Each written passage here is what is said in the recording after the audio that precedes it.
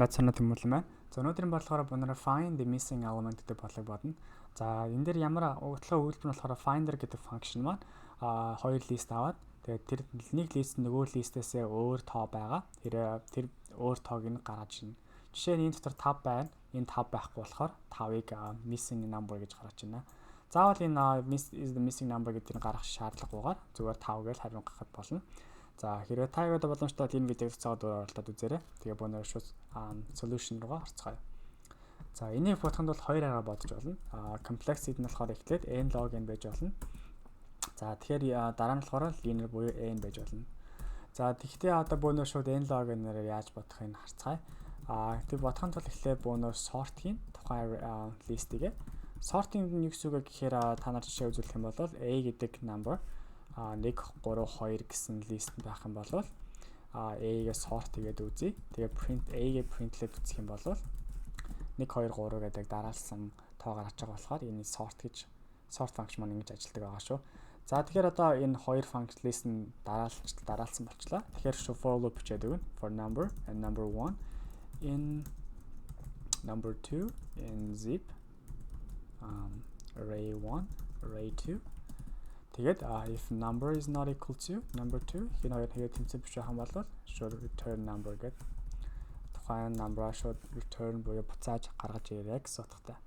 За тэгэхээр яг манай function маань болж байна. За энийг яг яаж хийж байгаа тухай Python visualization дээр харах юм бол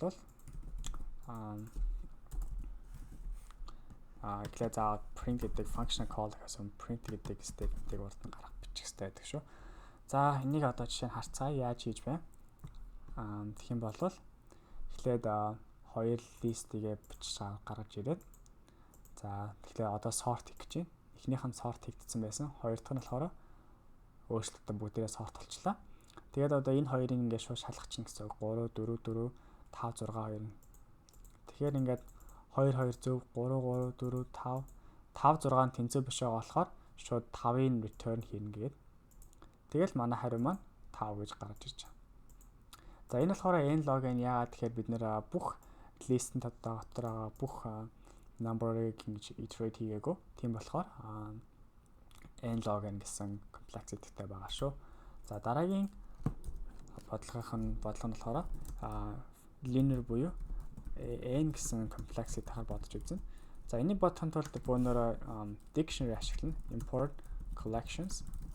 За тэгэхээр одоо dictionary-г яг энэ collection-ыг яаж ашиглах вэ гэхээр dictionary гэдэг бол collections.default dict integer.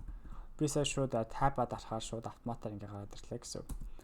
За энийг яагаад ингэж байгаа юм бэ гэхээр бид нар болохоор array дотор байгаа бүх листүүдийнхаа энэ одоо key value-г нэг гэж бичээд нэг дахин давтах юм бол 1 болгоод тэгээд array 2 болохоор 1-ийг хасч өгөөд тэгээд сүүлд нь 0 байх юм бол хэрэг тэр тоо 0 байх юм бол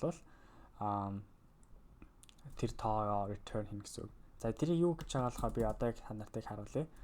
Тэгэх юм бол for number array 2 the number for number in array 1 if the number is equal to 0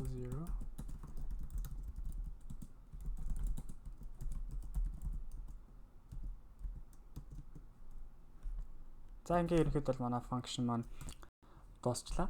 За энэ шалгаж үзье өнөрөө. За ажиллаж байна. За энэ болохоор яг яаж байна гэхээр та нартай ингэж харуулвал илүү ойлгоход тустай байх гэж бодож байна. Print. За тэгэхээр одоо хоёр листийг аваад за энэ хоёрыг аваад за тэнгуүтээ dictionary-гээ гаргаж ирээд number in array 1 array 2 за одоо энэ 3 гэдэр очиод 3-ыг 1 3 1 гэд гаргаад ирлээ. Dictionary маань.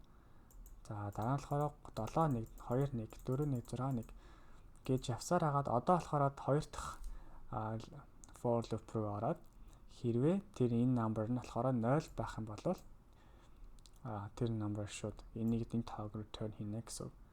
Биш өөр байх юм хэрвээ энэ тоо байх юм бол хасах 1 гэсэн үг. За одоо ингээд нэгээр хасагтаад явж байгаа. Хасах 1 3 5. За тэнгуут болохоор энэ 5 гэдэг тоо нь болохоор 0 байсан учраас шууд тэр тоогоор return хийж. За ингээд ерөнхийдөө манай бодлого маань дуслаа. Дараагийн бодлого дээр ийг уулзцгаая. Миний бичлэгийг үзсэн баярлалаа. Тэгээд бүр баяртай.